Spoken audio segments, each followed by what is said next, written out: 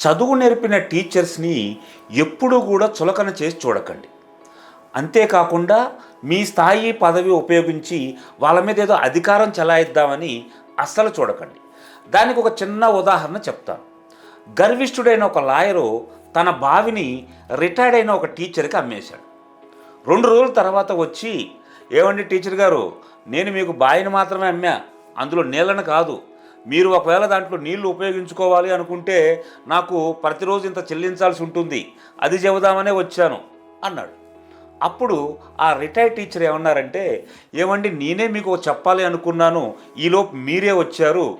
నేను బావిని కొన్నాను, ఓకే. నా బావిలో ఉన్న నీళ్లు మీరు వెంటనే తీసుకువెళ్ళండి, లేదంటే రేపటి నుంచి నా బావిలో నిల్వ ఉంచుకున్నందుకు ప్రతిదానికి ఛార్జ్ చేయాల్సి ఉంటుంది, మీరు నాకు డబ్బులు పే చేయాల్సి ఉంటుంది" అని చెప్పారు. దానికి ఆ లాయర్ హవక్కయ్యాడు. "అయ్యో సార్, నేనేదో తమాషా చేశానండి, అంతేను" అన్నాడు.